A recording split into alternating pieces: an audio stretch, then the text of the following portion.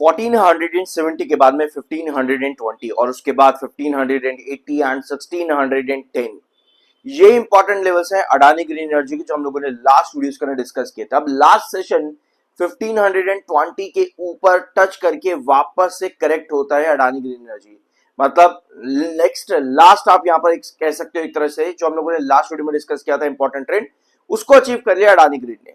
Adani total gas यहां पे एक इंपॉर्टेंट रिजेक्शन पिछले 2 सेशन से खा रहा है, और सेकंड लास्ट रिजेक्शन के ऊपर बेस बनाना जरूरी है।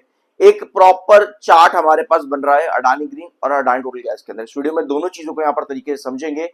खबरें मार्केट के लिए अच्छी नहीं है, सो आने वाला वीक मार्केट में बहुत ज्यादा टेंशन लेकर के आ सकता है, तो बहुत अलर्ट रहना, कॉशियस रहना। शॉर्टर्स आपको प्रॉफिट बुक करते देखने को मिल सकते हैं। लॉन्ग टर्म में चीजें यहां पर आपको बहुत ज्यादा कॉशियस के साथ रखनी पड़ेगी। शुरुआत करते हैं आज के इस वीडियो की। पहले हमारे पास में अडानी टोटल गैस, फिर हम आएंगे अडानी ग्रीन एनर्जी में। स्टॉक को शॉर्ट टर्म ASM1 में डाल दिया गया है। टेक्निकली आपका MFI काफी ज्यादा ऊपर है, ओवरबोट बेयरिश सिग्नल दे रहा है 96.7 पर, 71.8 पर आपका RSI है।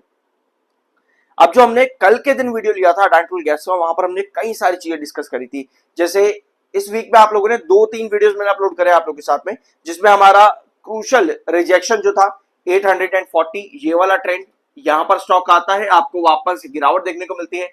770 ये हमारा इंपॉर्टेंट बेस था, यहां पर स्टॉक आता है, आपको एक बुलिश एंगल्फिंग कैंडल दे करके दिन के आखिर में 776 पर क्लोज हो जाता है। ये जो कैंडल है ये एक बुलिश एंगल्फिंग कैंडल है। इस तरह की कैंडल मेरे पास जब भी बनती है, मैं हमेशा एक्सपेक्ट करता हूं कि मेरे पास एक गैप अप ओपनिंग बने। अब गैप अप ओपनिंग के लिए मेरे पास ऑलमोस्ट 781 का एक प्राइस आता है और क्लोजिंग है 776 की।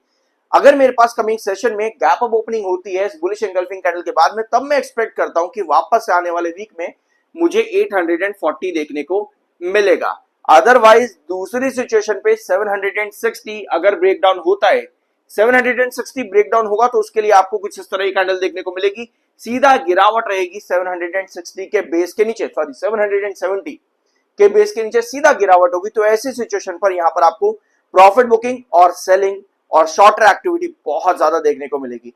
तो ऐसी सिचुएशन अगर बनती है 770 के पास में और 781 के ऊपर हमको गैप अप ओपनिंग अगर नहीं मिलती, तो ऐसी सिचुएशन पर हम ड्रॉप यहां पर कर जाएंगे। कुछ ऐसी सिचुएशन क्रिएट हो रही है अडानी टोटल गैस में। ओवरऑल यहां पर एक पॉइंट और हम लोगों ने डिस्कस किया कई वीडियोस के अंदर कि अभी लॉन्ग टर्म पर्सपेक्टिव से अडानी टोटल गैस बुलिश है। रीजन ये है कि एक लंबे टाइम के बाद में 200 EMA के ऊपर सस्टेन किया है। वेयर एज अगर आप इसको थोड़ा लॉन्ग टर्म चार्ट में देखोगे, पिछले 2 साल के अंदर अंदर स्टॉक ने एक बार भी पिछले 2 साल में इस ब्लैक लाइन को क्रॉस करके सस्टेन किया ही नहीं।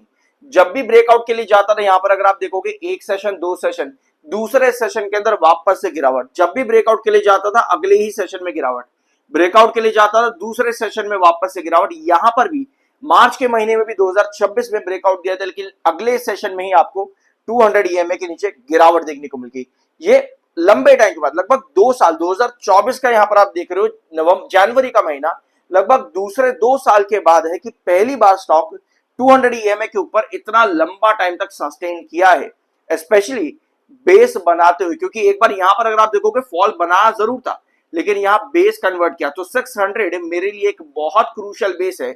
अगर मैं एक रिस्क टेकर हूं लॉन्ग टर्म पर्सपेक्टिव पर और मेरी एंट्रीज मान लो 500 के आसपास और मैं उसको खोना नहीं चाहता अपनी एंट्रीज को, तो मैं यहां पर पेशेंस के साथ वेट कर सकता हूं। 600 के नीचे कोई भी अगर गिरावट आती है, दैट मींस कि भैया ये सस्टेनेबिलिटी नहीं आ रही है, मुझको अब एग्जिट कर देना चाहिए। ऑल्दो ये जो है इस ऐसी सिचुएशन पर अगर मेरे पास 500 के पास एंट्री है और मैं 600 तक का वेट करूंगा तो मेरा नुकसान काफी ज्यादा हो जाएगा। लेकिन बात यहां पर रिस्क टेकिंग की आ रही है, स्टिल मैं एक छोटे मार्जिन प्रॉफिट के साथ यहां पर एग्जिट कर पाऊंगा। कुछ ऐसी सिचुएशन क्रिएट हो रही है। बट अगर दूसरा पॉइंट आपका यहां पर ये आता है, हम इसे 1 आवर टाइम फ्रेम पर देखें तो 770 मेरे पास एक बहुत इंपॉर्टेंट जोन है। यहां से नीचे कोई भी गिरावट आती है आपको पहले तो शॉर्टर एग्जिट करते देखने को मिलते हैं। बट अगर आप लॉन्ग टर्म पर्सपेक्टिव से आपकी एंट्रीज अगर मान लो 520 के आसपास या कोई भी लेवल पर है और आप लॉन्ग टर्म पर्सपेक्टिव से शॉर्टर बनना चाहते हो, तो यहां पे आपके लिए अराउंड 720 का एक लेवल आता है जहां से कोई भी गिरावट पर आपको एग्जिट पॉइंट नजर आएगा। अब एक चीज और नोट करना, हम यहां पर ना एक बार डायग्राम बनाने की कोशिश करते हैं अडानी टोटल गैस के अंदर। ये चार्ट को यहां पर नोट करो, 770 के प्राइस के साथ में। मान लो ये अडानी टूल गैस में 770 का आपका प्राइस है और आपके पास लास्ट सेशन कुछ इस तरह से फॉर्मेशन बना, 840 पर बार बार टच करते ही आपके पास लगातार गिरावट आ रही है और 770 पर एक बेस कन्वर्ट यहां पर कर रहा है। ऐसी कुछ सिचुएशन है। कमिंग सेशन में मान लेते हैं हमारे पास 780 का प्राइस नहीं आता और स्टॉक क्या करता है, अगले ही सेशन में वापस से ड्रॉप के लिए चला जाता है, जहां पे हमारी पूरी सिचुएशन रेड हो। इसका मतलब यह है कि भैया अब यहां से गिरावट इनएविटेबल है, यहां पर गिरावट और बड़ी आने वाली है। तो ऐसी सिचुएशन पर अगले सेशंस में आपको फॉल देखने को मिलेगा। अगर मैं समझता हूं, देखो यार यहां पर अगर की बात आप लोग सोचोगे कि भैया ये क्या है, अगर हम यहां पर कैंडल्स के फॉर्मेशन की बात कर रहे हैं। कैंडल्स के फॉर्मेशन की हम लोग यहां पर बात कर रहे हैं कि कौन सी कैंडल पर आपके पास 770 पर बेस बनेगा, 770 से वापस ब्रेकआउट के चांसेस आपके पास बनते हैं। तो ऐसी सिचुएशन पर 770 पर अगर मेरे पास बुलिश एनगल्फिंग कैंडल बनती है, कैंडल का विजुअलाइजेशन जरूरी है। इस तरह की कैंडल अगर मेरे पास आ रही है, दैट मींस कि यहां मेरे पे एक इंपॉर्टेंट बेस बन रहा है 770 पे और मैं होल्ड करके अभी चल सकता हूं। ऑलराइट, अब आते हैं अडानी ग्रीन एनर्जी पे। सो अडानी ग्रीन एनर्जी पे ये था हमारा लास्ट वीडियो में। थोड़ा सा एक क्लिप आपको यहां पर सुनाना चाहता हूं, एक छोटा सा, ध्यान से इसको देखना और फिर हम आगे बढ़ेंगे। ऑलराइट, 1370 पर लगभग आज के सेशन में स्टॉक आ जाता है। यहां पर अगर हमारे पास कमिंग सेशन में स्टेबिलिटी क्रिएट होती है तो मेरे पास जो नेक्स्ट रिजेक्शन पॉइंट बनता है अडानी ग्रीन एनर्जी में वो है 1520 के पास में। ये तीन, अब 1520 जो हम लोगों ने लास्ट वीडियो में डिस्कस किया था, एक चीज बहुत ध्यान से नोट करना, लॉन्ग टर्म में जब भी हम काम करते हैं हमें ब्रेकआउट्स मिल जाते हैं और फर्दर और कितना स्टॉक भाग सकता है, ये सवाल आप लोगों के कई बार आते हैं कि भैया इतना बड़ा ब्रेकआउट दे दिया, 1340 आया, 1470 भी अचीव हो गया, 1520 भी अचीव हो गया, अब आगे कितना आ जाएगा। कई लोग कहते हैं भैया यहाँ से 4000 5000 अंदाज़न टारगेट्स भी आप लोग कई बार देखते हो, कमेंट्स में आते हैं, कई वीडियोस लोग बनाते हैं वगैरह वगैरह चीजें। लेकिन ऐसा मुझको कैसे पता चले कि भैया मेरे को किससे पूछने की जरूरत ना पड़े कि नेक्स्ट पॉसिबिलिटी क्या है। तो अभी मैं आपको समझाता हूं यहां पर। सो अडानी ग्रीन एनर्जी ने कल के दिन अपडेट दिया, 25 जून कंपनी की एजीएम है, नोट कर लेना। 74.8 पर एमएफआई, 72.3 पर आपका आरसी, दोनों ही टेक्निकल्स बेरिश है, यानी कि ओवरबोट प्रॉफिट बुकिंग सेलिंग आपको देखने को मिल सकते हैं इस पर्टिकुलर लेवल्स के पास में। सब्सक्राइब जरूर करना, I am NISM 7 certified, motivation मिलती है, अच्छा लगता है जब आप एक सब्सक्राइब कर देते हो। हमारे पास तीन चार्ट्स हैं, एक डेली टाइम फ्रेम का ये वाला, एक और डेली टाइम फ्रेम का और एक 1 आवर टाइम फ्रेम का। पहले मैं आप लोगों के साथ ये वाला चार्ट लेना चाहता हूं। रीजन क्या है? रीजन है ये दोनों ही कैंडल्स आपकी जो बनी थी लास्ट सेशन में, इन दोनों कैंडल से 1470 के ऊपर ब्रेकआउट दिया, 1520 को दोनों सेशंस के अंदर स्टॉक ने टच किया है, यानी कि लास्ट टारगेट जो हम लोगों ने लास्ट वीडियो में डिस्कस किए थे अपना अचीव हो गया इस हफ्ते के अंदर अंदर। हमारे पास पॉजिटिव ये है कि स्टॉक के 7 EMA एंड 21 EMA 200 EMA के ऊपर ट्रेड कर रहे हैं। लॉन्ग टर्म में स्टॉक ने एक बढ़िया ब्रेकआउट दे दिया, यहां से और अपसाइड पोटेंशियल दिखता है क्या भैया? चांसेस बहुत ज्यादा है कि यहाँ पे और भी बढ़िया ब्रेकआउट बनता देखने को मिले। अब भैया वो कैसे? यहाँ पर दोनों ही कैंडल्स एक बार नोट करना, दोनों बेयरिश एंगल्फिंग कैंडल्स हैं दोनों की दोनों, लेकिन हर बेयरिश एंगल्फिंग कैंडल में अगर आपको और ब्रेकआउट चाहिए तो उसकी ओपनिंग कहां पर होनी चाहिए? उसकी ओपनिंग होनी चाहिए ऊपर की तरफ। अब अडानी ग्रीन एनर्जी के 1 आवर टाइम फ्रेम पर अगर हम यहां पर नोट करेंगे तो 1520, भाई ये तो मेरा एक रिजेक्शन है, मुझको ये चीज मालूम पड़ गई कि भैया ये मेरा लास्ट टारगेट था, ये हमारा अचीव हो, तो ये मेरा एक पर्टिकुलर रिजेक्शन बन जाता है।